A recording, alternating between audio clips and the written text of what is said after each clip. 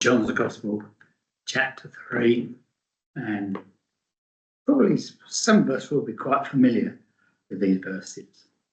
For God so loved the world that he gave his one and only Son, that whoever believes in him shall not perish, but have eternal life. For God did not send his Son into the world to condemn the world, but through him the world might be saved. Great words. Let's pray together. Heavenly Father, we thank you yet again for this town council and for the meeting tonight.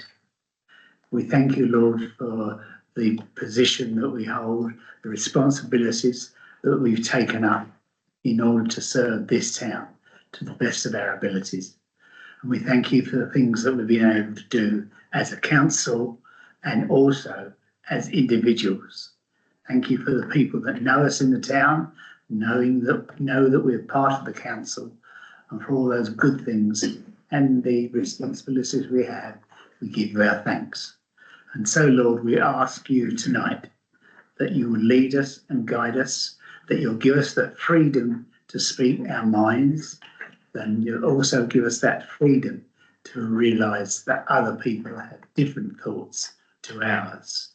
And so we commit this whole time to you in prayer.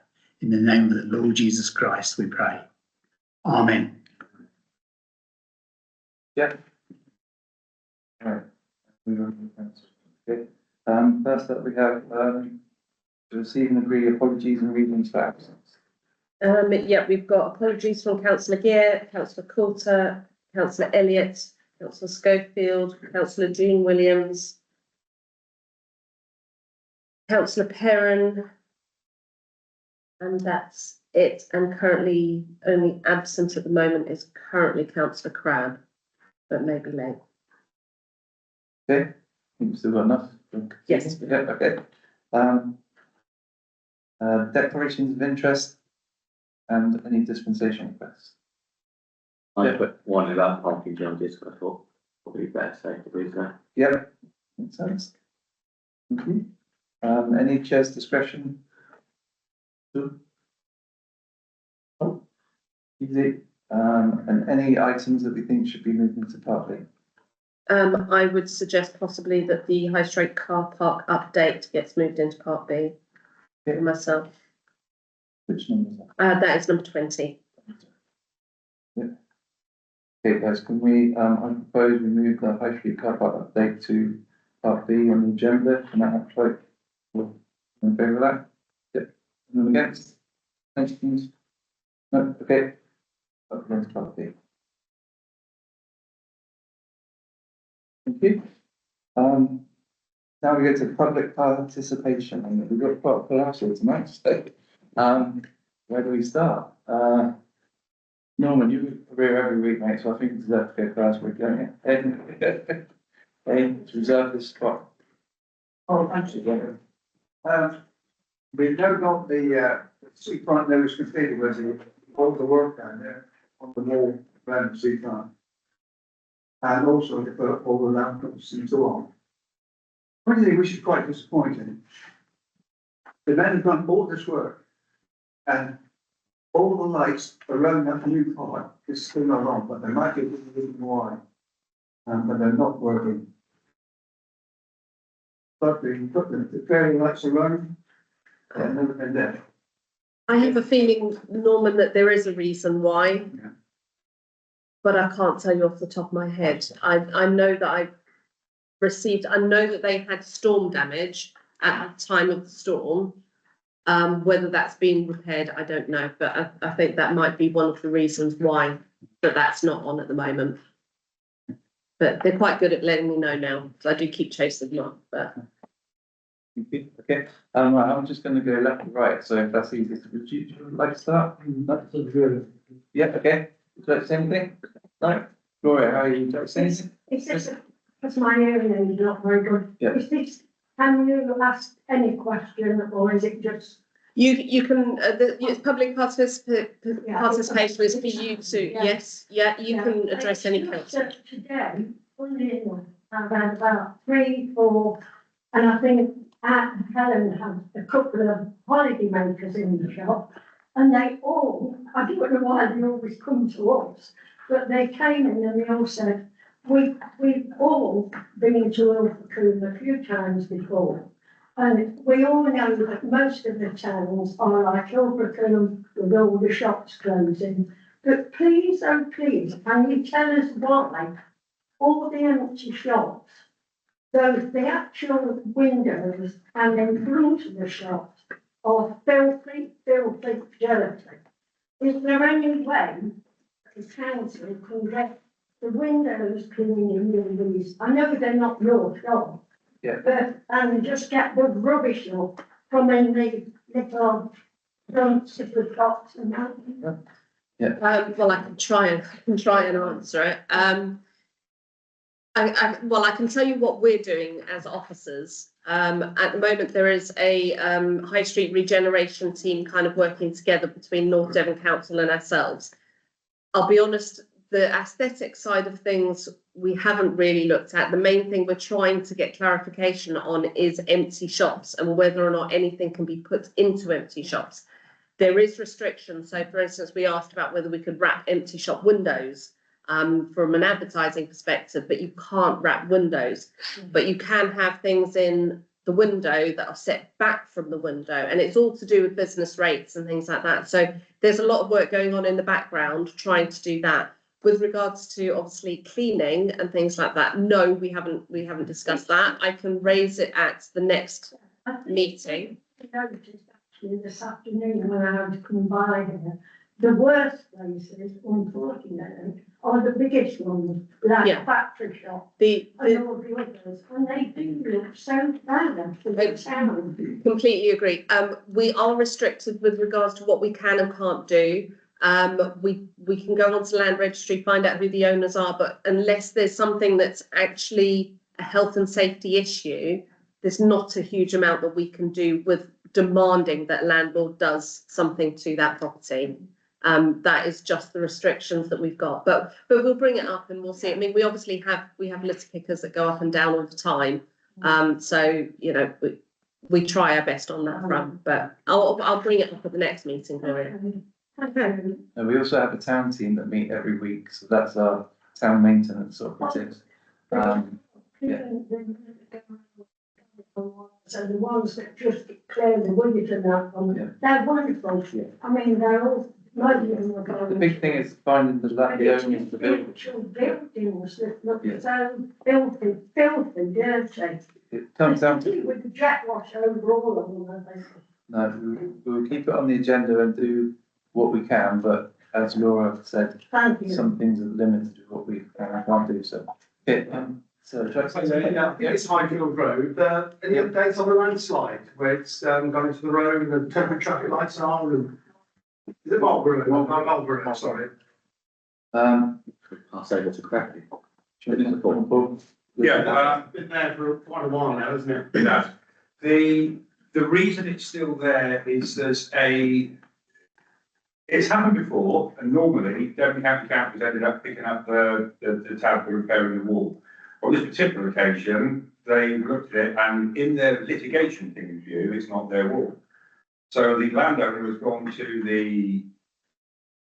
to our insurers, and our insurers have taken an opposing view, the fact that it's not their wall to insure either, they're saying it's the council. So there's a litigation problem, there's some evidence flying backwards and forwards, there's surveys been done, and we're at the point now that on Wednesday morning, there's going to be a meeting at County Hall, and then, which can be good and bad, that could mean that they look at this surveyor's report and say, because the surveyor that the landowner has appointed has said that in his view, it's quite clearly the council's wall, and he's found a photograph from like 1930 of the council actually building it. So in his view, it's a council wall. The council said it might have been transacted since, but they've got no evidence of that. I've spoken to the surveyor, he's quite content that if it went to court, he will win. But he would say that, I mean, it's £2,000 for the fees, isn't it? But it's who is it?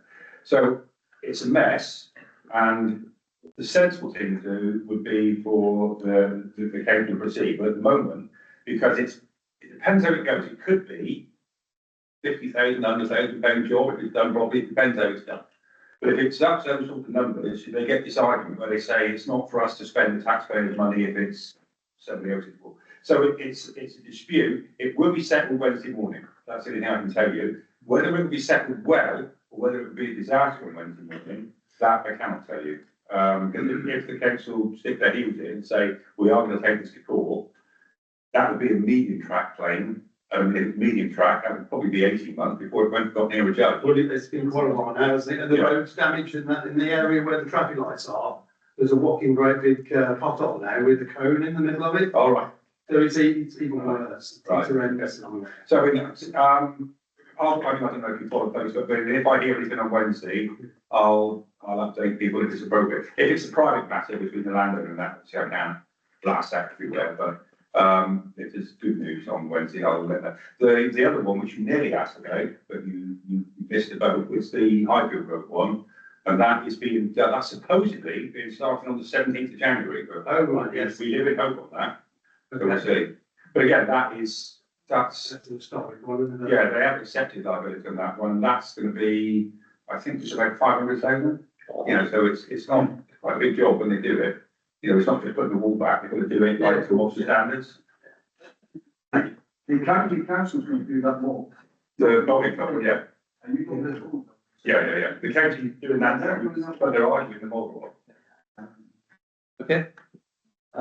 So anything else? I was just going to say, is it the same with the steps at the garage that have just recently been damaged? It was talked about on Facebook today, and, you know. The first thing to explain is that in the town, you've got 3 councils. This isn't always obvious, but we're the town council. So we're in charge of things around certain things in town. Then you have the district who do things like bin collections. And then you have the county council who do the roads and schools and social services.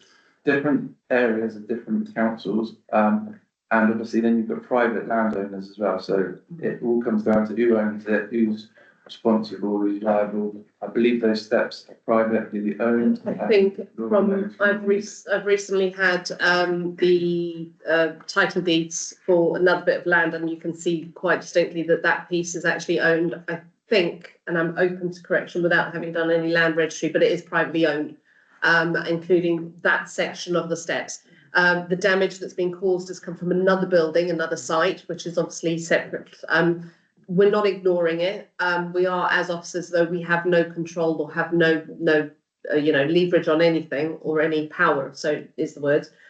We are, as officers, we're trying to find out who the owner is, and we're trying to resolve what we can to try and get it fixed and get it sorted. But you know, I was stuck at the garage as well. The wall has been knocked down, and there's somebody in the garage or whatever. But obviously, it's impacting onto the public stuff. So I mean, that is shouldn't be council property or that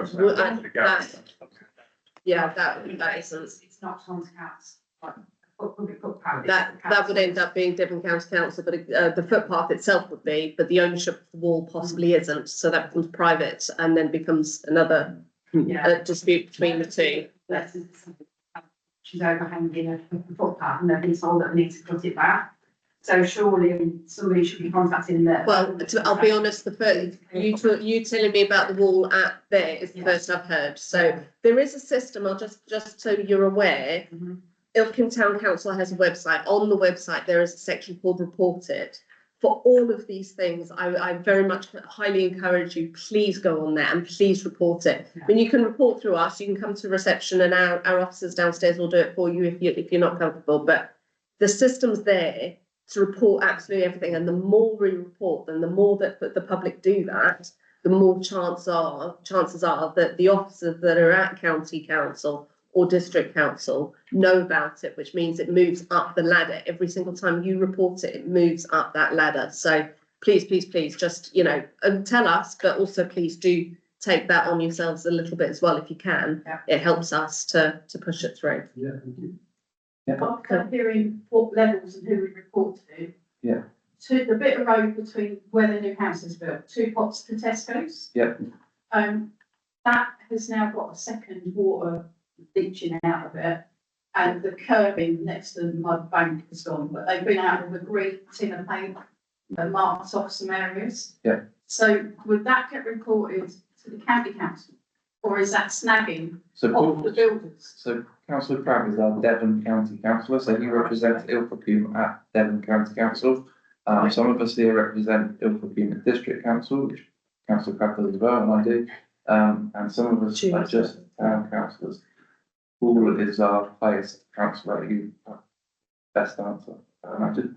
Might not be the wrong one here, but it'll be So I'll very quickly come up and finish the one about the garage, and the fact that I am conscious, sat here listening, the fact that you are getting this message, oh, nothing can be done, nothing can be done. That's not strictly speaking true. What's going on is, like, for example, the wall and the steps, the actual officer that's in charge of that is a district council officer, and he's from building control. So building control should be picking that up, going to the owner of that property and saying, look, your wall appears to be, you know, in the wrong postcode, can you sort this out, please? So he's got powers that he can do that. What you want to do by bringing it here, rightly so, as Laura's I think has just hinted, is the fact that you're asking us to also add our weight to your complaint, which we will, which we are already doing. So stuff is going on, and same with your wall where that's. I mean, Jeff Aston only just built that wall, hasn't he? It's only been built those 3 months. Someone's gone in there with a lorry or something. They've dragged it right out. That is the garage as well. That will be picked up by the neighbourhood highway officer, so he will pick that up and he will go and knock on the garage owner's door and say that again. You reported it here. We can get onto Alex and say, look, what are you doing about this, mate? So things will happen. Yeah. My memory's awful. Can you just remind me what the next question was? Oh, wait, no, program 5 then. Okay, so what's happened is so Elan Homes closed the road for a while. Then they opened it up. Oh, yeah. Then not Elan, Devonshire Homes. Sorry, Elan's further down. Devonshire Homes closed the road for a while. Then when they opened it up, they had narrow lanes there, and they pushed a lot of traffic into those old curves that we're talking about. Yeah. So that whole side of the road is broken. Now at the moment, the officer that's saying he's not there to keep an eye on them, but there's an officer that's looking at that site all the time. Like, you know, it's on his ground. Chap called Kevin, it's called. So I've raised it with him a couple of times about, you know, this road is disintegrating, and in my view, the only reason it's disintegrating is because Devonshire Homes are winding up and down there with swing shovels and massive dumpers while the road was shut. And you know, I was up there. Perhaps going to have that arguing with them then, but you can see what's going on. So, but he's reluctant, or seems to be reluctant at the moment, because it's a lot of, if they was to say, no, we're not doing it, it's nothing to do with us, it's a world of pain on his desk. So what he's trying to do is find budget to get it fixed. A lorry turned up 3 weeks now before Christmas, 2 weeks before Christmas, and like, there was 2 lorries, like 4 blokes, and they got out with one wheelbarrow up the tarmac, filled the worst pothole, whacked it down a bit, and then drove off. But I mean, that green paint is an encouraging sign. So it'll be done. It's obviously going to be done. But what I'm disappointed about is A, it looks like it's going to be a board. It's only going to be that much tarmac as opposed to done properly. And B, it may be the county council, which is your taxes, coming back to what we talked about earlier on, might be paying for it rather than the developer who probably caused it. But the other thing as well is, like where the show entrance to the showroom is, there's water running off the field and getting into that bit between the tarmac what's left and the grass and running down the road and carrying on all the way down Marlborough Well, Road. they just put a massive new drainage system in, so I'm disappointed. I don't go up that way all the time, but I'll go up the way and have a look, see if there's any within obvious that the water can be diverted or put somewhere near a drain. I'll do that. It's like you say, it's total frustration. We had no road up there for 18 months. They dug it, shoved it, moved it, did everything with it, but they didn't give us a good service when it's finished. And we've had potholes and all sorts, and the road breaking away and that. Yeah. And then you carry on down to Marlborough Road, and Marlborough Road's got some horrific potholes in it.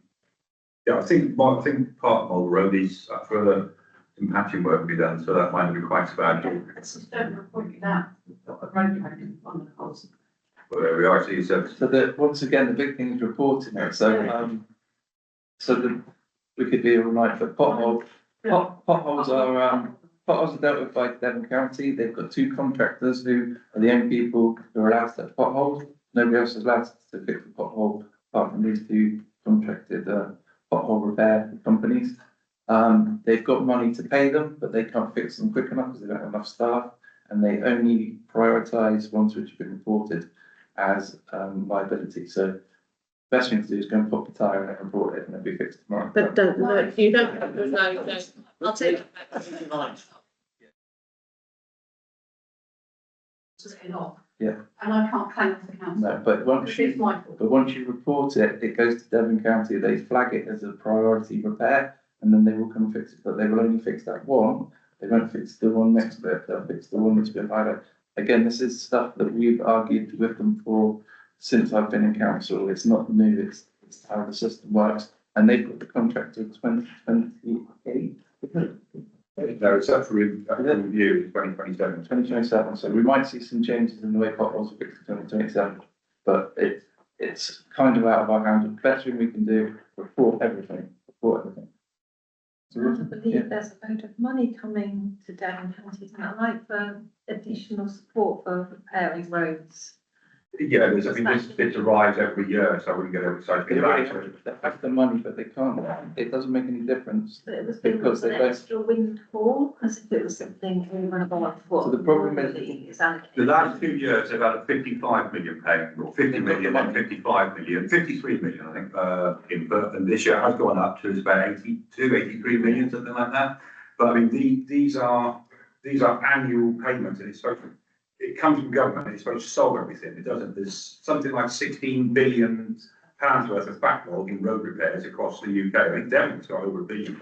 If you wanted all the roads in Devon to be nice, like they are in Germany, it's over £1 billion to put it right, is the estimate. You know, so there you go. So Well, I mean, the yes, money is 83 million will happen, and there'll be a list of where that work's going. Money's in the pot, but they can't fix the potholes because there's only these two companies that are allowed to fix potholes, and they can't fix them any quicker. So it's relevant how much money's in the pot. That's the big problem. Well, the money should go on patching, that's what the difference is, rather than just doing that, go a square and renew that whole section, and you should go. And that's what they, I would just finish by saying I think the drain should be cleared because that's washing away the road surface that's making the potholes worse. Yeah. So it's not just a single issue. Oh, no, I think not, no. okay, we haven't gone across the, you guys want to say it? We've done it. Yeah. Yes, Oh, hang on. Just saying, this is, so, I know some of this, they're responding to, so I flagged up, Okay. Pat's concerns about the lights. Yeah. So I passed that on to the property owner Okay, of the golf range. Yeah. So I don't know if Pat was going to say anything about that, okay. because Simon Lucy is here to respond to that. So I don't know, Okay. if you get half of it before Pat says anything, I don't know actually how you want to do this. Okay, so you've come to about a specific topic, haven't you, basically? Yeah, I'm Joanna, by the way. Sorry, no, normally when we're in the public, they just put their hands up and say, yeah, I thought you were, actually, yeah. So I'll leave you guys there. Would you like to say anything? Yeah. two things. You say what you want. Yeah, you've got- We do need to keep it quite short now, we've Yeah. gone over our 15 minutes quite drastically. The walls that are falling down up Highland Road, we've got them down Victoria Terrace as well, is anything ever going to be done about those? And Yeah. we would like, They are, that's a slightly different thing. I think those definitely do belong to the landowner. So it's down to the landowner's insurance or whatever to do it. One of the ladies that owns one of the houses asked me to look into it, and that one there, the one at Marlborough, there's some argy-bargy. The ones at Victoria Terrace, less so. They are more straightforward, unfortunately. came down at the same time as Novel Road, and it's still there. Yeah, it's not the timing, it's still, I mean, I suppose you could go and knock on somebody's door and say, sort it out, perhaps. It's up to the people who own the houses, basically. Yeah. Okay, and the other thing is, I live down Burnside Road, and some of the trees during Storm Darragh came down. And I've been asking for the last 10, 15 years at least to find out who's responsible for the trees that line the stream, and I can't find out who owns them, owns that land. Okay, How do I approach somebody and find out who owns the land? I've tried South West Water, tried Devon County Council, I've tried environmental health, I've tried, oh God, I've tried sending it all different homes, everybody. I can It's got to be North Devon, I'm sure. I thought so. But Well, not they own the whole everyone, state. don't they? and we can ask, we can send an email to North They're Devon. not asked, aren't they? We can ask the director there, if he knows, Because so. the bit where I went in, I live at number 4, there's like huge great trees and it's blocking out all the light. You can't grow anything in the back and you have to have the lights come downstairs all the time. And the houses that are 1 to 3, they're even darker than mine, so goodness knows how they're getting on. I own mine, but they're North Devon Homes properties. Okay, well, we'll When do, those trees come down. we'll, do some investigating for you, see if we can find out who owns them and have a look at them, but, we'll let you know, all right? What number did you say was, Shelley? 4? Sorry, Your number I'm number 4. 4, right, okay. When you, sorry, Chair, through the chair, when you bought your property, does your property boundary the stream? Yes. I might have some bad news for you. I don't know, part of it's mine. You might have, well, if the trees are on your land, they're your trees, I guess. No, it's not on my land. Oh, it's on the side. It's on the opposite Oh, side. okay, fine, yeah, yeah, But they've just got so big now. Okay, we'll do some research and see if we can find anything out for you, okay? Appreciate that. Okay, right, so we'll close public participation there. Do we want to move point forward? Well, I think it's only in relation to, I'm not sure if it's part of your report from this month or if it's from last month, Pat. It was on this month's as well. Not on this As an month, yeah. update. Yeah, Yeah, the then latest. Then we can, if we move, So we'll let you do your report part out. now, and then we can, and then So we can 17. go again. Yeah, it's removed to 17.1. Okay, so we'll move that one up the agenda to do that next, if that's okay? Is Liam Lincoln champion report from Councillor Cook.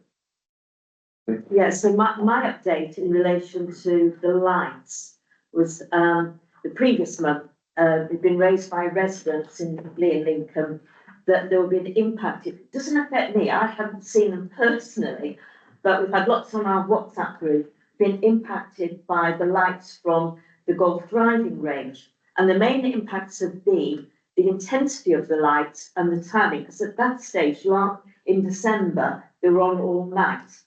And I think various residents had spoken to the owners and were told that they were looking to reduce the timings. But the main problem still seems to be that the lights are directed upwards. That's what the feedback that I'm getting. Yeah. But whatever way they're directed, although you're not A O and B, you're impacting the A and B area. The lights are coming over through the valley, through Leland, the farmers, villagers over, towards the Blue Mushroom even. They're really having quite an impact. So I understand that you've reduced the timings. Instead of being on all night, they're now on less. But my understanding is they're still on till like 10 or 11 at night and then on again at 5 or 6 in the morning for cleaners. Is there anything that can be done to reduce that? And is it necessary? The lights to be on at this time of the year, then yes. So when they're on in the morning, it's because there's someone out there picking up balls, for it opens in the morning. I think it opens at 9 or 10. But does it need to be on from 5 or 6 in the morning for cleaners? They do start collecting the balls out. Can they not do that later in the winter? I mean, is there a demand? The range itself opens at. The same time in the winter as in the summer. So they need to be cleared before we can come and start hitting balls. And then in terms of the evening, the range closes at around 10 or 11 at night usually. So if the lights won't be on until later than that, and if it closes earlier, then they're off earlier than that. Do you want to do one sort of message? No, not really. It sounds like preaching out. No, the actual owner themselves written like a message for that probably answer all the questions you've got, so. Yeah, so it's on a complete, it's just about lights. Yes. Yes, they are just about lights. That's about it. Have you got other complaints then? That's what they are. That's not mine anymore.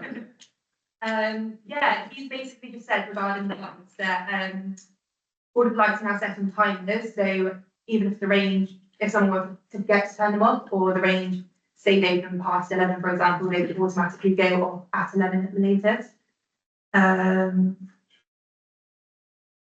yeah, he just said about the fact that all the staff are trained to like turn off the lights in accordance So with if it does, somebody turns up, Jerry, then just start turning lights off. And obviously throughout summer it would be such a problem because it's like longer light hours throughout the day. But in terms of the winter, there's not really a lot that can be done about it. It's not like you can dim them or anything.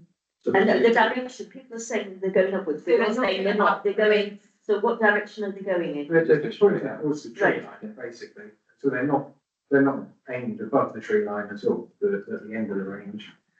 But they're on a timer, so on at 5, they're not. I'm not sure if it is 5, but yeah, it's fairly good. I think it's probably 6. We get the residents saying they're going off to work or wherever and they're seeing them. Yeah, fairly it's early. probably About 6, I would imagine, not 5. Yeah, say 6 then.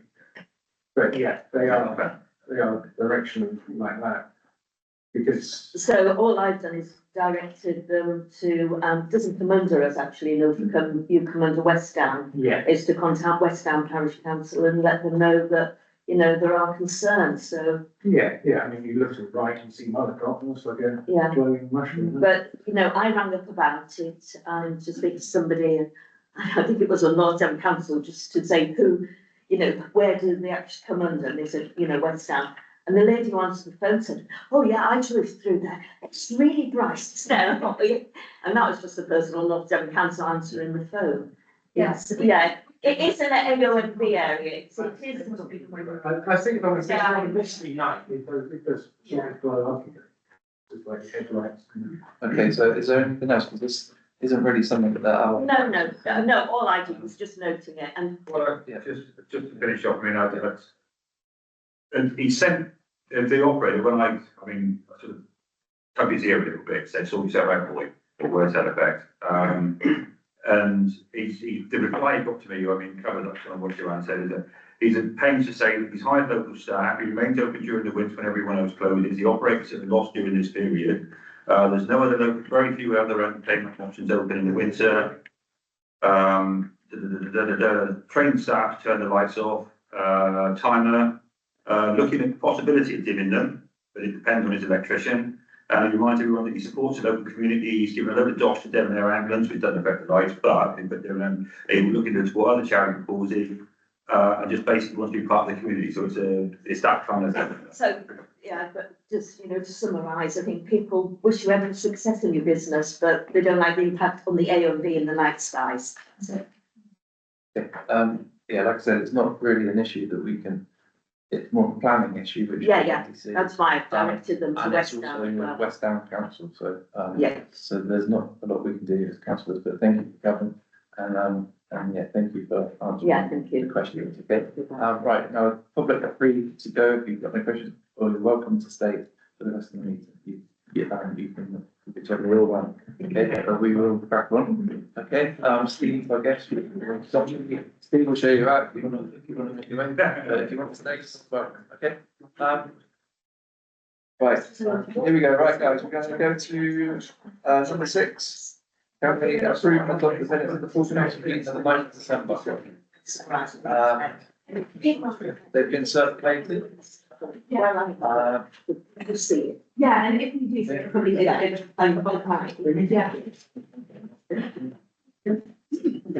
Thank you. Thanks very much. Cheers. Okay. Okay, so the minutes have been circulated, guys, you've all had a copy. Do we have anybody to propose to go through record of the meeting? I mean, I was there, yeah, second, are we all in favour that they're through record of the meeting? No, okay, Mark abstains because he wasn't here. Anyone I'm against? abstaining. You're abstaining. This is the 13th of January today, It is the Yes. 13th of January today. yeah. So why am I doing agenda item 6 then? We've moved one up. You were the chair of the meeting at that time. Okay. So it's the minutes from the 9th of December that you chaired. There we are. Excellent chaired. Thank you. So 6.1, do we have any actions from those minutes? No, nothing Okay, particular. thank you. Number 7, we've got minutes of the planning committee of the 16th of December. Councillor June Williams isn't here, so David. Williams, would you like to? Councillor June Williams was unable to chair the meeting because she was late and I took over all control with a ruthless hand of aggression and didn't let her do it. So it was chaired excellently, I was told by all the officers in attendance. Anyway, we had a good meeting, nothing major discussed, nothing controversial, we did well. So I put you to approve, no for recommendation, please, on these minutes. Thank you very much, guys. Now, the planning meeting minutes, we only note, we don't vote in those, so thank you for your, the report. And, Does anybody have any matters from those minutes? Bring up? Right, okay, thank you. Well done. Number 8, we've got the finance and general purpose meeting, the 16th of December, Councillor Mark Newland. Yeah, including in the PDF, the minutes of the meeting from the 16th of December. We were then on the ground, we co-opted 2 of the new councillors. But it was a short, quick meeting with no further actions. Okay, thank you very much. Again, we only note those, but is there any questions from those minutes that anybody may have? Bring up. No? Okay, thank you. Now we go to the staffing meeting, 16th of December, Councillor Fay report. Yeah, there's no specific, list circulated, there's no specific points of action to take from that, but it was just a night our 2 new councillors were co-opted onto everything, I think, by the sound of it. As we 2 co-opted them on for the one evening. Well, thank you for that. Gentlemen, but that was mainly spent talking about the staff impacts on the budget. But no actions done. Okay, any questions on those minutes? No, okay, thank you. Right, move to item 10. Right, profit officer report. Thank you, Chair. Basically, a very lightweight report this month, not much happening because obviously we've had Christmas. We all know and understand what's happening with the co-option of the new councillor and the process that's happening with regards to that following the policy that was adopted. And Councillor Elliott's report. So basically, it has now gone live. The advert is out there. We put it out in a couple of it's gone to the library, it's gone to the Landmark. I think Gloria's got one at the Tyrrell. So we have circulated the advert. Obviously, we put it on social media. We have 1 seat to fill, and we will vote for that in February's full council meeting, with the deadline of the 6th of February. So if anyone has any candidates that want to put their names forward, it needs to be in by the 6th. So councillors, please, obviously feel free to circulate that. The budget we're obviously going to be discussing later, so I shan't raise that. Grants have now gone live as well. So anybody in the community, if you want to let any organisations know that the grant application process has started, deadline for that is the end of February. So that's all available either from the officers downstairs or from the social media and our website. Resilience, we will be is going to come back onto my agenda, so to speak. So I'll get back onto that. Live streaming, this is the first meeting where we will actually be putting this onto YouTube. So you made it a very full meeting. Thank you, everybody. But that will be going live onto YouTube, as I say, in a few days after we finished. The one thing I do need for council to consider, we've had, and I have no official quotes as yet, we have had a report come in, which I'll bring more detail to F&GP, that facilities team van, Rob's van, we've hit a bit of a snag. The MOT is due, and I think from what I understand, it's leaking oil quite badly, and it looks like the bill that's going to be coming through is going to be quite substantial. So once I know what that quote is, we may need to consider what our options are with whether or not we keep it and repair it, or whether we actually do look at replacing it. I think from what I've had through from Rob himself, he doesn't need anything quite as big as he's got. So we could downsize to something smaller, which would then mean less cost if we were to purchase. But without fixed quotes, I can't obviously give you proper information, but I'll bring that to F&GP to consider with a final decision at next full council. But just so you've got that in the back of your head as to what's going on. Upcoming events at the moment, the only one this month is next month is there's a business expo that we're helping put on up at the North Devon Resorts on the 12th of February. So be aware of that. Otherwise, that is my report in 2 seconds. Anybody got any questions for officer? No, thank you very much for that. Yeah. Cheers. Next. Good. Off to the responsible financial officer. No, you're not. No. All right. Sorry, I missed one. Sorry, I'm excited. Sorry. Right, so according to, I've sent out circulated report 24090 about the car parking charges Today and tonight has to be the night that we make a final decision. We had made a final decision, but the final decision was based on current prices, even though I had inquired about potential increases from North Devon Council's perspective as to whether they were going to be putting up car parking charges. I wasn't aware that they had decided to put up car parking charges, unfortunately. So what we have since found out and is going to be taken to, I understand, their next meeting this week is, on Wednesday, is that they're taking in for approval that North Devon Council will be increasing their coastal car parking charges by 10p per hour. In fact, all of their car parks are going up by 10p per hour, and then it's a cumulative. So if it's an additional 10p for the first hour, and then for 2 hours it's 20p. If it's 3 hours, it's 30p increase on the original cost. Obviously, we at the time based our charges with some advice from F&GP on the original charges. So now that we've got this new information, we need to decide whether we are going to increase the charges that we originally had, which are in that report, or if we're going to keep them the same. This is primarily, obviously, for Rotary Road Car Park. And I also need to get a consensus and an agreement on what we are going to be charging for our weekly charges, because that was something we hadn't accounted for.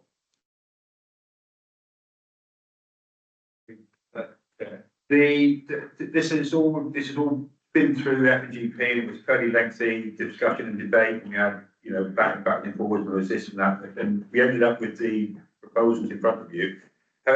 It's just, we've had, by accident, I don't think we meant to, but we've ended up with a 20 pence differential between ourselves and the district council. We've had that for a while. I brought this again to, I've mentioned to Laura, we might have just one more chat about this tonight, and I've no strong views. If you want to leave it like it is, leave it like it is.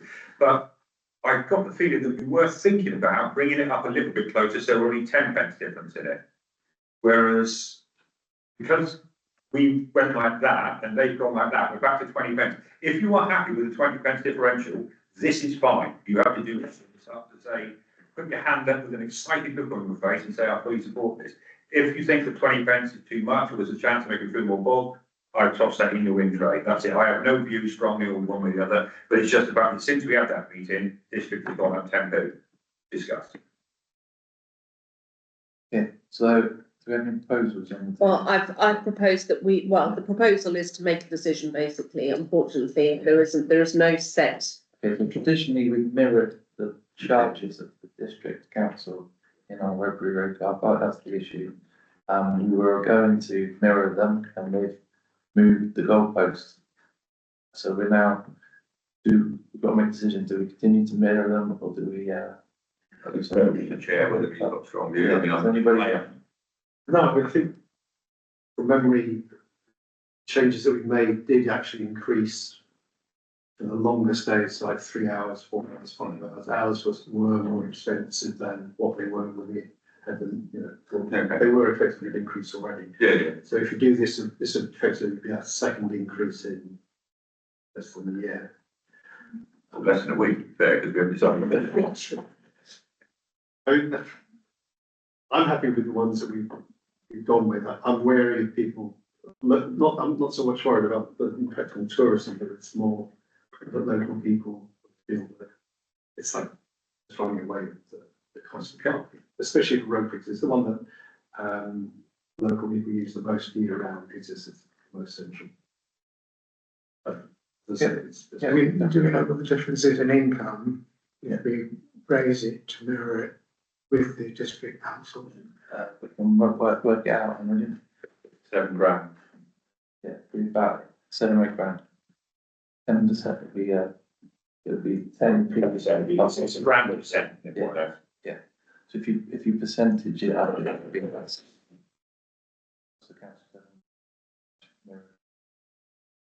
Well, not. You'll get a little bit less income. Yeah. I mean, I don't want to drag it out. We have a fairly lengthy debate for this, and if the chairman of F&GP is still quite content, I mean, that's probably where you draw your line, and I don't know, there we are. Okay. I mean, it's a very powerful, but very expensive money. It is what we discussed for ages. They have changed their car parking charges since then.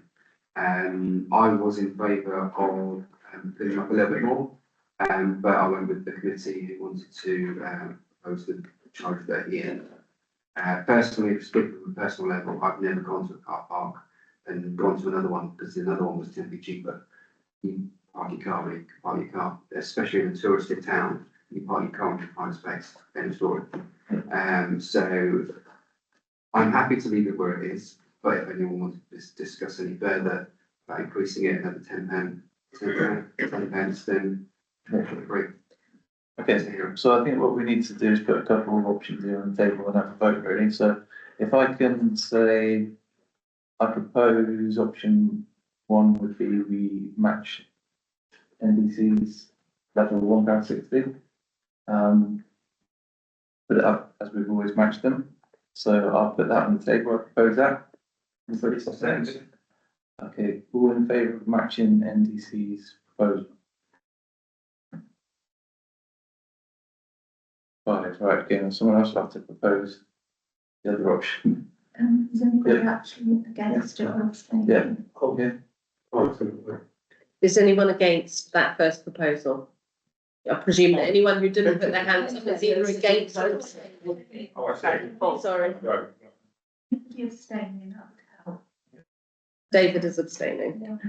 And Yeah. so the rest of them. Okay. Thank you. So we've got option 2, which is our original increase to £1.50.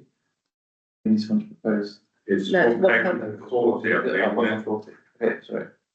Can I suggest that we put one other proposal on the table that which is what you mentioned before, is that we look at increasing it by 10p because we're not then matching NDC, and we're still below North Devon Council and quite a bit, because even if you put up an additional 10p per hour and then multiply it, so if it was 20p for 2 hours, you're still £3 versus £3.20, you're still £4.80 versus £4.50. Yeah, so you are still below that NDC price, or you stick with what you've got. So there's 2 potential other proposals. Yeah, there's the correct way, as you will of course know, the correct way to do something like that, if you do a proper procedure, would be to submit a number of amendments, have amendments gradually voted down, or one, this out, whatever, this, that would be the correct way. That will have a meeting will end approximately 11:15. Is it a sensible thing, and I ask this in general, if we just know that the options are 140, 150, 160, and you just stick around that, which you think is thereabouts. The reasons are 140 is the price because we argued it for about an hour at F&GP, and we thought that was the best idea. Yeah. 150 is a compromise, and 160 is quite a big jump, that's 30p to match district. Yeah. So those are the 3 options and the reasons. Okay, as chair, I withdraw my first proposal. Yeah. Because we will be all right. Okay. We do it the other way around. Okay, so we are just Very formal, going yeah. to go.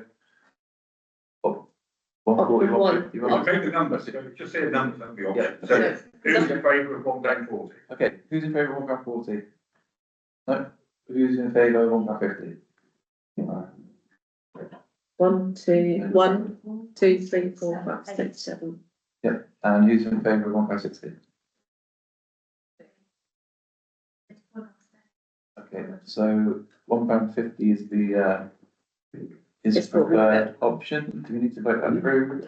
You do need to vote it because it looks an amendment to an, Yeah. yes, So because can it's an amendment to a Can I previous. propose my motion. amended motion I'll of, second yeah, okay, can I propose my amended motion of Yes, £1.50? can I have a seconder, please? Trevor, thank you. All in All in favour? favour? And the hours are the same, so it goes up to 10 hours at one, everything else is the same, it's just that 10p per hour difference. So 10p per hour, so you will go £1.50 and then you'll go So 10 hours is 15 quid. £3 and, yeah. it. 8, put your hands up as for. Anybody against? Toby against. Sorry guys, that was a bit, complicated on the old vote in there, but we'll get there in there, thank you. Now we go to, Weekly amount. Is that going up? We need, yes, in addition, we need to, review the weekly charge advertised. Currently, it's at £47.50, which was £9.50 by 5 days. Obviously, our hourly rate is going to change. £9.50, I think, used to be for the 6 hours, which is, or no, or sorry, we used to be for 12 hours, or 24 hours, whichever you want to do. Because we do the weekly charges now, instead of it being the tourist information, we need to know what you're going to increase that to. So instead of it being £9.50, somebody can work out what 6 hours is likely to be, or what 12 hours is likely to be. What is 12 hours going to be? 6 hours will be 968, it will be £9, exactly. So we're saying that 24 hours will be £9 above what we had, so that's going to be £21. That works. That doesn't seem right. Am I? Is it £9? Sorry, £9. We're basing it on a 6 hour stay for a weekly ticket. Yeah. And how many days are in a week? Well, they did it on 5 working days. Bonuses you got. 5 nights is 45, so that's cheaper. That don't seem right. That doesn't seem right either. Let's pluck a number out of thin air. Cheap. That's what we have. Then, Yes. It's 12 hours. For 5 days, not 7. For the 12 hour, Yeah, 7. that would be 70 quid. Yeah, that's my argument. won't be a big jump, is it? No. Okay. I'll say pluck a number out of thin air. I propose £56, because I like the number 56. There we are. That's the science behind that one. Do I have a seconder?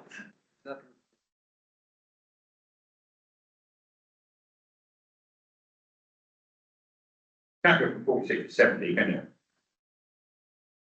There's a cost of living crisis. I've read it in the village. It'll be, so it's currently be £47.50, which was £9.50 times 5 days. if you did it £56, it would be £8 a day for 7 days, as opposed to 5 days. Yeah. Which works out News cheaper. increased. Not very seconded it. I'm still working it out. Oh, it's a good way. You better be the captain. Well, the problem is we don't normally do this kind of thing on the full council. We normally talk about this in the FNGP, which is why it's a bit. Yeah, It's got to be, it's got to be tonight, it's got to be, as part of the off-street parking, which has been sealed on Wednesday on night. Wednesday. So we've Okay, got, so we have a proposal put up £56 from council crowd. I'm happy to take that. Okay, all in favour then of that? Any abstentions? Yeah. Thank you. Thank you. So normally you wouldn't vote like that, it's just not a working group, so. No. Apologies. Right, now we go to the finance policy report. So you've all received my reports for secretary last week. We do have an addendum which I've put out ready for you. There are 5 extra invoices that come in between me putting the report together and tonight. None of them are unusual ones, they're normal ones we expect. Are there any questions on the accounting to start with? We seem to be in quite a nice position at the moment.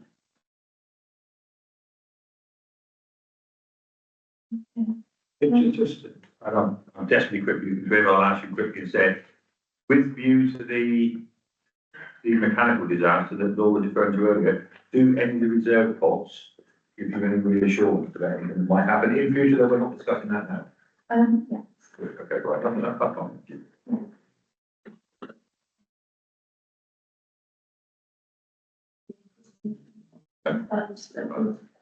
So that is still there. Okay. So just to bring you up to date as well with regard to the non-payers, the action was taken as agreed by the council last month, and we have now recovered the majority of the outstanding debt from the person we were most concerned about. There are still some outstanding debts, but actually some of those have been paid over the weekend, so we're in a good place at the moment. The 12.1.1 is about the transfer of specified reserves. You've already discussed it within Council London and full Council London and GP, to move the remainder of the insurance for the war memorial into specified funds. My request is that that is now done. Because we do have some money in the pot which I can transfer over quite easily, but I will need the signatures from our CCA signatures so that I can do that. And so if Mark and Paul would like to meet me afterwards, I'll get your signatures on our paperwork. We need 3 signatures, so I can sign all over to agree that. So that would move over £12,000. Just to bring you up to date on reserves, that will also mean by moving that and the interest we've received from CCLA, all the monies we promised to put into the reserves at the beginning of the year will be covered. So actually it's worked out the amount of interest we're getting on those reserves is substantial. So it's actually putting into all those other reserved pots the amounts of money that you agreed earlier in the year to put in as part of the budget. Okay, thank you. Anybody have any questions? No? Okay, So then the only other thing is the accounts for approval. You've got the list there and the then is there any questions or are you happy that I pay those tomorrow or as a time? Yeah, any questions on the amounts for payment? No, okay, all in favour of paying those? Yeah. Anyone against? Abstentions? No, all in favour, thank you. I will get those paid tomorrow or as and when. Just for your information as well, we are going to discuss a bit later about the budget. I have the paperwork here, so once we get to that point, you will need signatures on that. Okay, thank you very much. We don't wait too long because it's the next item on the agenda. So now we go to item 13. I'm looking for some. The budget for 25-26.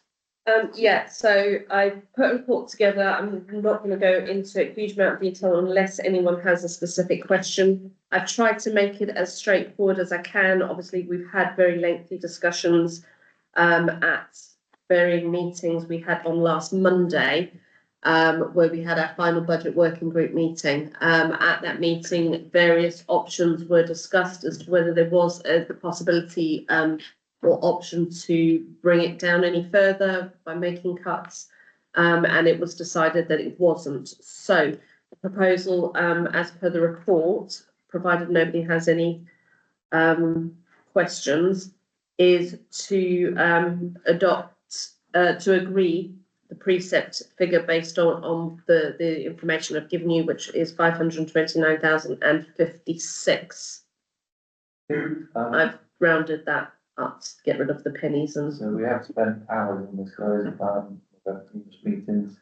So I propose that we agree the figures in the report for budget. In a second. I'll second it. Okay, all in favour of that, guys? Okay. Anyone against? Abstentions? No. Okay. The next thing on that report was just to agree the method and means of communication. Obviously, this needs to be done, and we need to have a consistent message across the board.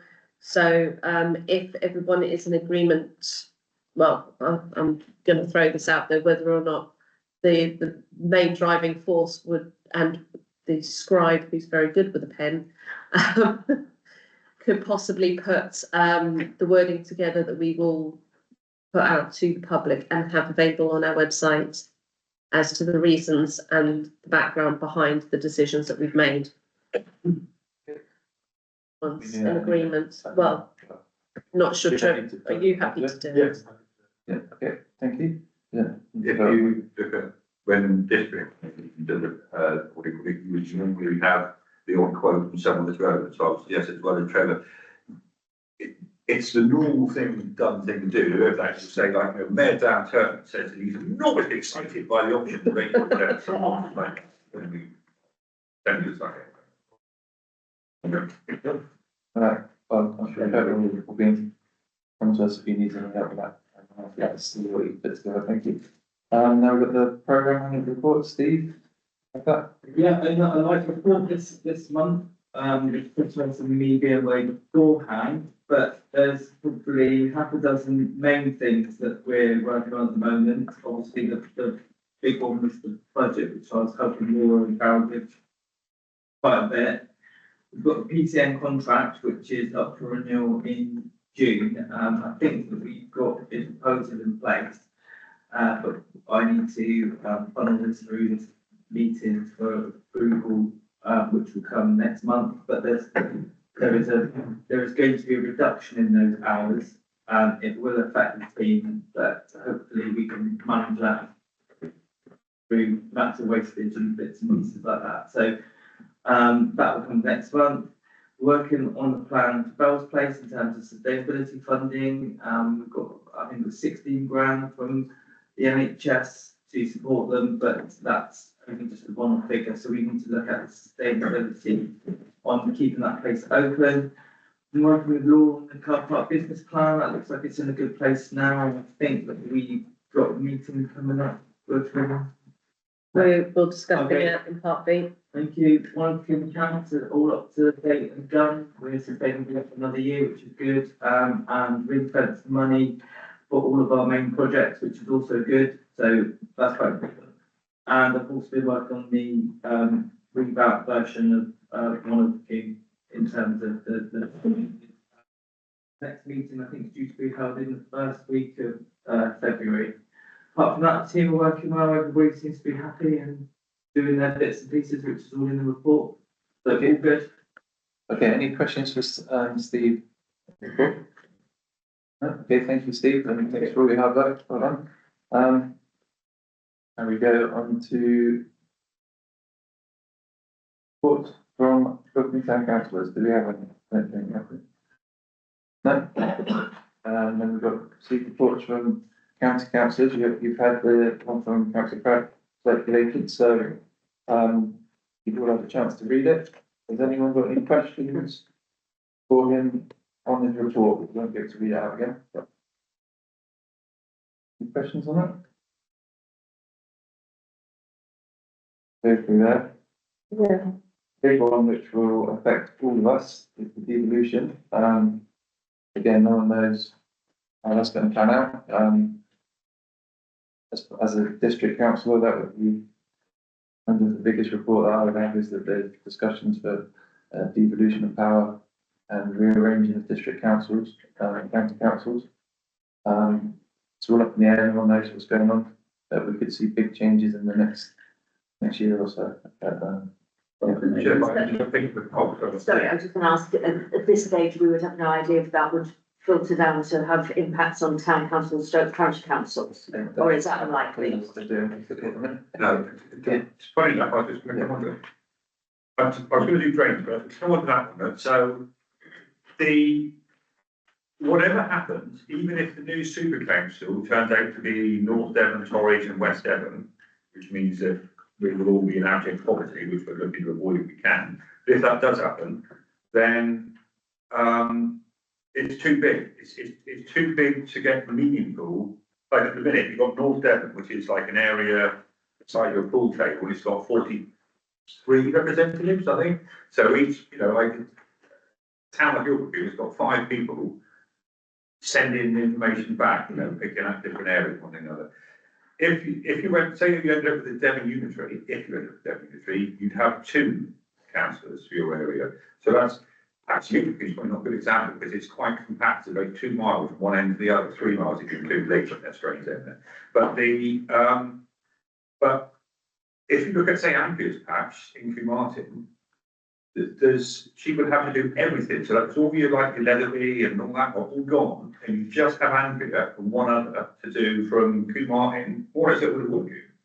You know, so I mean, some of these areas are miles too big. So if that was to happen, and even if this West Devon, Mid Devon, North Devon, Torridge thing come about, there'd still be too many councillors to sit in the room. I mean, if you imagine those 4 councillors would have 160 councillors, you can't have a meeting with 160 councillors. If everyone has an opinion, thank God, it's going to be like 3 days long. So the amount of representation will fall away. Whatever happens, it's going to be a lot less. So the only way I can see this makes any sense at all, and this is really my thoughts, but is that they're going to have to beef up the powers and the abilities of the town and parish council, because there's no other way of doing it. I can't see a way that one councillor can, 2 councillors can sort out a patch and do everything. This is everything. You know, and they can be responsible for everything from Woking across to the Somerset border. The 2 people, that's that. I mean, to be fair, it would probably be quite easy, but, you know, it's not. For those that don't know, they're basically looking to merge the district and the county district together and split them into new areas. But they look like they're going to be something like Exeter and Plymouth, and we're going to be in something else at the minute, but no one knows the boundary yet. I could go, because I mentioned this in my report as well, just so as you know, I'm a district councillor, but I'm not a town councillor anymore. So what you were saying, Paul, about some of the horse trading almost that's going on between areas, seems unfair when we're in a northern, like more rural part of Devon compared to the powerhouse in the South Coast. And there is that feeling that it's like an urban model of doing local government, which you get in Manchester and a lot of the cities. It's being imposed across the UK. And I'm not against change. So I think there are some crazy things about the way that local government's organised and the duplication, and it's confusing. But I think imposing an urban model on a big rural area is just asking for problems, because, as you guys have both just said, the middle tier, which is us district councils, which add weight to what you do in town council, and we can advocate, is going to be completely removed, and we have a big vacuum, and there's nothing in the white paper to say what town councils and parish councils will get in order to help them deal with a lack of representation. Because what's most worrying for me is that people on the ground like you guys here, you've come today and you've spoken tonight, and it's been really good, because actually I think it makes the council meetings much more dynamic, and it's what we're here for. But you know, if somebody wants to get hold of their new representative at this massive strategic authority of 1.5 million people with a mayor, how are they going to actually get hold of them, like you guys have come here tonight and spoken? So there's huge issues, and also the fact that North Devon could be left out of quite a, you know, in a backwater and be left at the back of the queue, which we don't need. You'd effectively end up in the backwards kick. I mentioned it here, so it's rumour and innuendo, but it's fairly strong rumour from people that, from very decent pay, that Exeter's done a deal, or is trying to do a deal, certainly trying to do a deal, and the rumour is that they might have already done a deal. The rules say you've got to be 500,000 strong. And Exeter is supposed to have done a deal. If they can get to 350,000 and show that they are growing, then they'll be allowed to go. So Exeter will take East Devon, which is where all the brass is. If you go down East Devon, there's no old cars. You know, I mean, it's like that. You know, Plymouth is a different ballpark. I mean, Plymouth is not a wealthy city, but Plymouth is looking to take Southampton part of Timbridge, which again, you don't see a second-hand car in Timbridge, do you? So all that wealth is then gone. So at the moment, all this money, like £1 billion, over £1 billion now, goes into a pot in Devon, and that sorts out everybody. So if they're looking after your mum, that comes out of that pot. Looking after your dad comes out of that pot. So that's where most of the money goes. Whereas now, Exeter's going to have all that. And where do we kind of fund people? Who's going to look after somebody in Morto? They've got to drive for an hour out to Lindner to do some care for somebody. And there's no big chunk of city money that's subsidised. Subsidised is the wrong word, but it's like, as you're intimating, the easy jobs are gonna go to someone else. We're gonna be left picking up all the bits if we're not careful, which is, well, I don't know. So, I mean, there's nothing. The other thing, this has been kind of, forced downwards onto councils. It's not something that councils have voted on, or, it's just, this is what's happening. So, we are gonna. At the speed. Yeah. I mean, it's ludicrous speed. They introduced proposals on the 16th of December. A few people had like a few days off over Christmas, in fairness. And then you had to have a decision by the 10th of January. You had to send your things into the government. And you thought you were going to deal with it. By the 10th of January. What's that about? Yeah. Crazy. Yes. Just got a question on the Devon County. So Devon County has asked, voted to ask the government to postpone the election in May. When do If they go into the fast track thing, yeah. Yeah. When does the county expect an answer from the government? Do they have any? Oh, within a day. Within a day. Oh, this week. Yeah, it's very, very, the whole timetable is, imagine a hamster, it's like that, it's literally that sort of speed, it's ludicrous. You know, I mean, it might, as Sarah said, I mean, the council may not be the best way to run a country, but they have been there since 1973. Like another 6 months, 12 months, we would have made a great deal of odds, would it? But it's all having to be done like crash bang on. And the other thing is a lot of the pipeline projects that have been years in the making, and now everything seems to be kicked into the long grass, or could be up in the air, because, you know, we've got this massive reorganisation, so we don't know who's going to be doing what in the future. You know, places like Ilfracombe, with all the problems we've got, as well as potential, we can't afford to just be left on the back burner with projects that could be delivered, then being stalled, and with all this level of uncertainty over people's jobs. Yeah, it's. The scary thing is that we've got no vote, no say in it, it's just happening. The government have said that district council wishes will not be taken into account when it comes to postponing the elections, for example. Okay, so there's not a lot we can do about it, but just to let you know that change is coming and we don't know where it'll be. So that's, But we are going to ask for as much as possible to stay as close as possible to. Yeah. But as I say, the only possible good thing, and there's no plan for this, there's nothing in my favour about it, but the only thing I can see that would make any sense at all is if the powers of the town council are ramped up, they're going to have to. I mean, it's going to be devolution. It's actually said it's devolution by field, isn't it? But then so basically you take away a council from Barnstable, you replace it with a mayor who sits in Truro somewhere. You know, that's all right, isn't it? I mean, and this, what Ken's saying, and what somebody in Barnstable is saying is about the main driver for all this is because civil servants, and I quote, are really bored of talking in terms of, so if the civil servants have got something they want to do in Devon, they've got to go and speak to 8 district councils, 2 city councils, the bloke from Torquay and the bloke in County Council. So it's like 12 meetings they've got to have.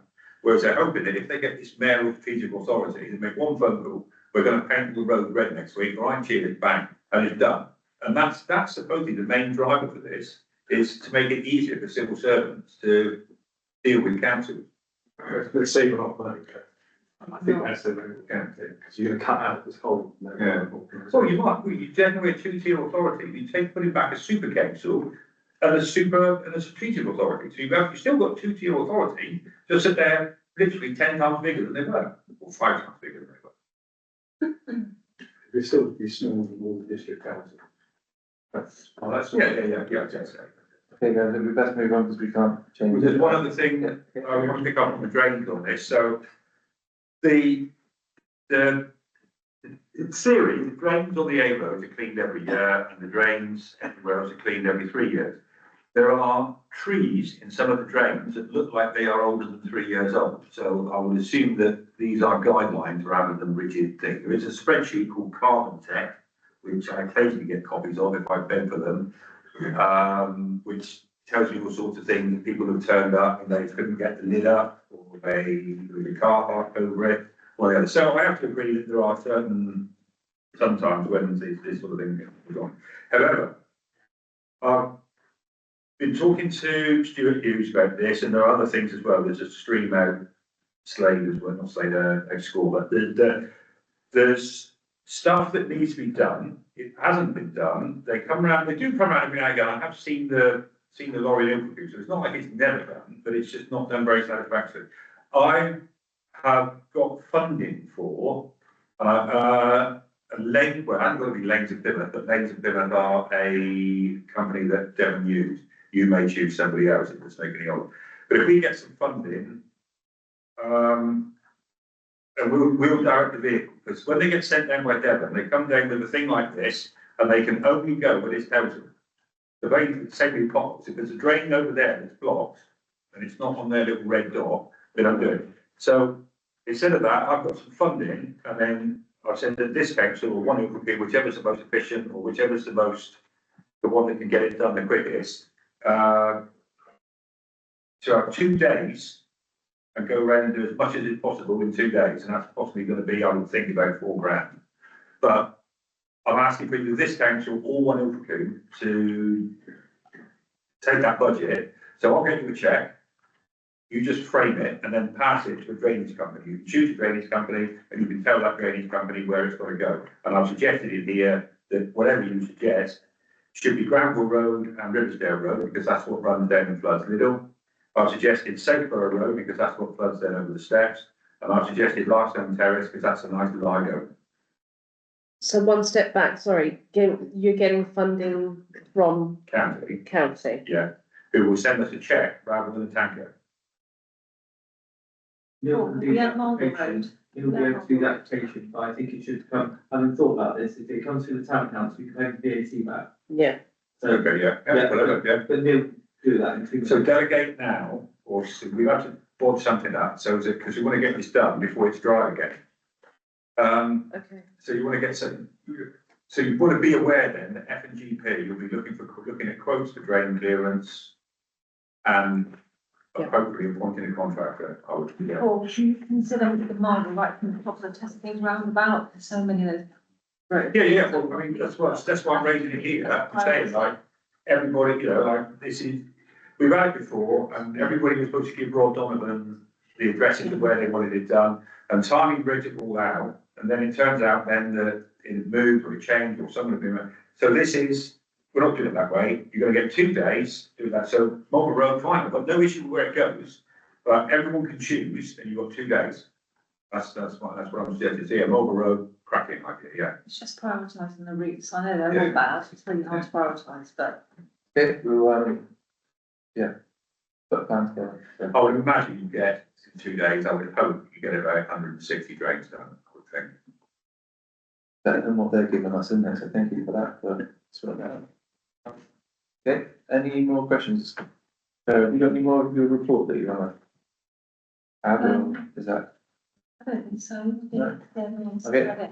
All right, so that's, County and District Council reports done, thank you, everybody.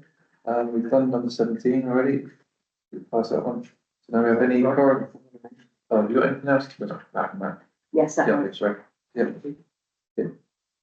So just very quickly on my report, I mean, one of the things goes back to the drains, well, to the flooding issues that we had back in November in Lee, down at the Grange.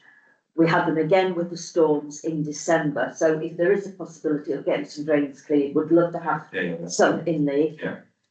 David Biggerstaff, one of the residents, did a very good detailed plan with Stuart Gross from the Grange, showing they literally walked the route and showed where the drains are, but also the drains that county thinks exist that have been covered up by the look of it for years. So there are drains that are never clean because you can't see them. They've been out digging, you know, they are buried. I know they're up to you, Paul. I don't know, is that something you can flag up when you have your highways meeting? Send that on, but yeah, I can keep back. Just to see, you know, what the reaction is. So just going back on that, I've had an email today from one of the residents, just reiterating, from November, they've been in touch with Devon County Council 8 times regarding the flooding issues and the problems. And each time they've been told, yes, it's really serious, it's really bad, we've got to, you know, flag it up and raise it, elevate it. Each time nothing's happened.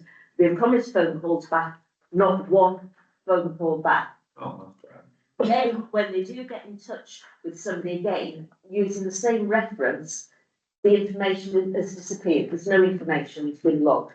So it's like, whether or not people are at the end of the phone, they've had so much hassle, they've just been, they're just trying to get rid of people off the phone, but nothing's been followed up whatsoever.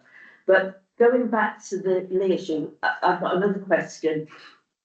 We know that the water, it's been a problem in the last 2 years.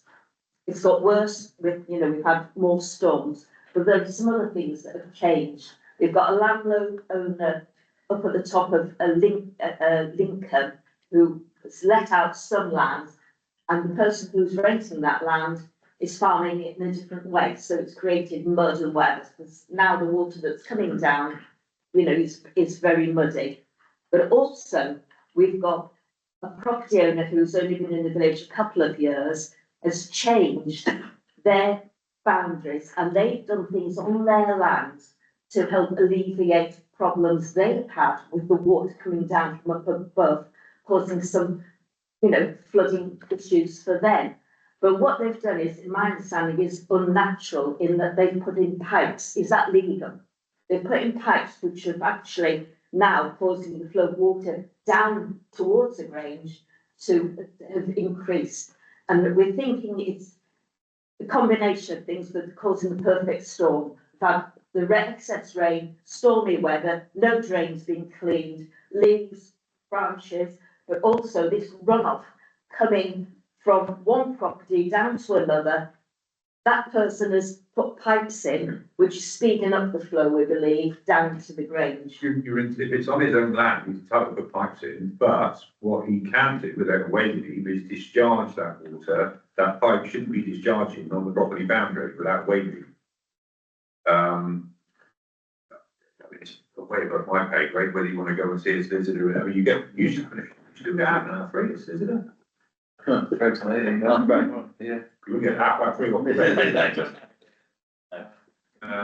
Maybe they'd be. Right, yeah, I don't know, but. Oh, right, yeah, no, I don't know that, you shouldn't be dumping, you should dump your water.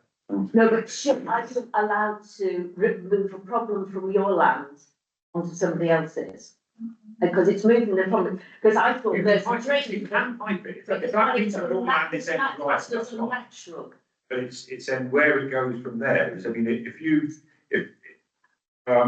we drain fields sometimes, but you've got to go to if it comes out through a hedge and it's going down to the next landowner, you go and see the next landowner, and sometimes it's as simple as you've got to dig a ditch down the side of their field, so it directs where it suits them, you might do that as a good neighbour, but you shouldn't really just bung a pipe through the hedge, dump it. Well, or you bring the pipe through that then causes the flow onto the next stretch of land to be more intense. Yeah. So I think that's what's happening, it's probably still on their land, but the flow is so intense, it's now coming out onto the lower level at a greater speed. Okay, guys, I don't know, anything we can do as a council? I was only asking if it's something you've come across and. Or is it anything to do with blood risk management at Devon County, or is that anything to do with developments? That's, I don't think that, you just get the boundary thing, but I don't know. This is going on a bit there, we're talking afterwards, all right, and then we'll see if there's something, because you must be on there where Terry Stone's man's place was, up there, are you, somewhere that the new blokes bought it with the Mercedes? But at the top of the steep hill. Guys, I think you guys took this in the pub, wasn't it? Because this isn't something we can discuss. And we can't work out the answer to the town council here. But yeah, thanks for bringing it to us and we'll, It's on that report anyway, you can have a look at it on the update, but just, the fact I've had an email today from residents, so whether or not that can go in communication to county, because he's raised on this email, the lack of response that's been promised. Yeah, I think. Like we have at our full council meeting, we have correspondence, can we get it on your correspondence? okay. And then we've had the lights, that's been covered.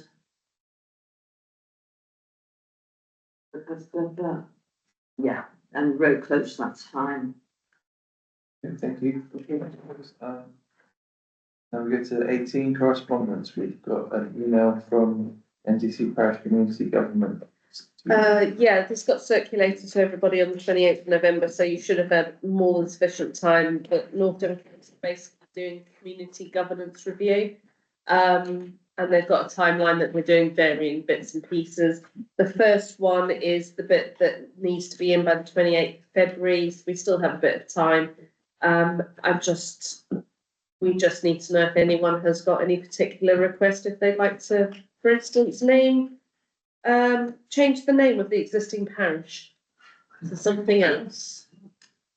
So these are all those questions. So I haven't brought it as a report as such, and proposal to do that. I don't know how you want to tackle this. If you want to have a working party to deal with it. If there's anything that anyone proposes, then I don't think there isn't a huge amount for us to do now. This is just kind of an information gathering process at the moment, but it is simple question. It is questions like, would you like to change it? Do you think the number of councillors on an existing council should change, of which you are slightly oversubscribed as a standard for Ilfracombe? okay. Oh, great. Yeah. We did have three sections, didn't we? I think that's the. Yeah, you did have 3 wards. No, you're only 2.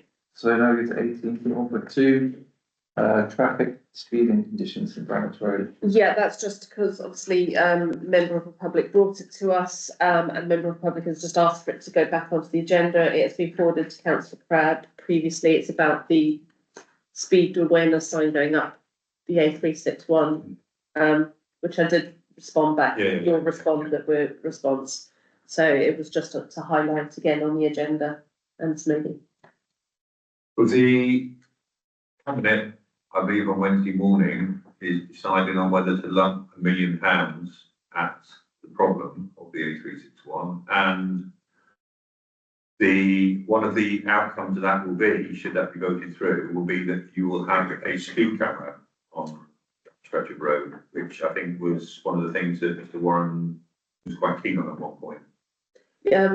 Yeah, I think anything just to slow that speed of coming up the hill, because we're on a very blind corner. So. Okay, thank you. Now we go 19.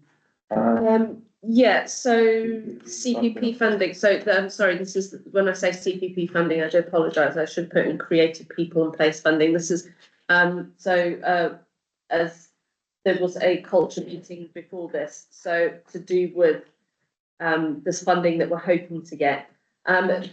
Basically, we're at the point where the bid is going to be going in for the funding, which North Devon Council are doing. I apologise, North Devon Plus are doing, not North Devon Council. We are, as we agreed at the last council meeting, going to be a consortium member, which means that I've signed that on, so we will have some influence to a degree. We'll be able to be monitoring and things. They have asked whether or not, considering the initial stages of the funding, should we get it, will be based within Ilfracombe, whether or not we as a council would agree to, and this is why I put it at 19.1, to agree a contribution in kind as an affiliate consortium member. So what they're asking for is just, would we, as our offering in kind, offer up hot desking space for the staff that they then employ, which I've kind of agreed in principle on your behalf, but obviously unless I've got a resounding no to that request, it would be an occasional. Most of the time, the idea would be that those members of staff will be out and in the community, so they very likely wouldn't be in the office very often, but if they're in maybe once a week and we gave them a hot desk, it doesn't matter. Yeah, so are we, can we vote on whether we're happy to allow them to use our space? Should we get these stuff? Yeah, I would vote. Okay, second that. Sure. Okay, all in favour? Thank you. Thank you. Yeah, but hopefully that bid will be going in January, so we still will have a long process before we know whether or not we actually get it, but we'll have 6 months before we'll know. But it's positive, hopefully. Yeah, we just had the meeting. It was quite good turnout, so fingers crossed we can It's good news there. Mm. Then how we skip 20, because that's in part B, it's chair's discretion, anybody got anything? This should have been in my report, but I missed it, so I just, it's only an item to raise. Some of you might be aware, there's a bridge out Store Valley that goes up to what used to be the old pig farm.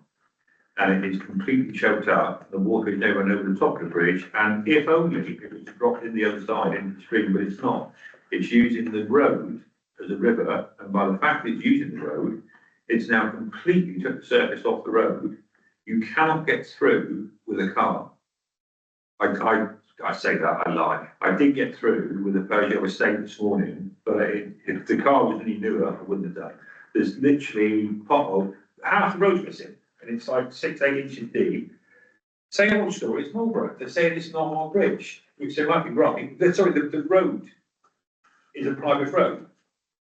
That one might be, but the one that's now got, and I mean, I've had a word with Stuart Hughes, the highways cabinet member, talking about it this morning. I sent him videos. We both agree it's about £15,000 worth of damage that now been done to our road because they haven't sorted out this bridge on what they claim is someone else's road. So they are dealing with it. There's a public rights of way officer that's going to go there. They have sent a mini digger, and that failed miserably. Well, they didn't manage to knock half the bridge down.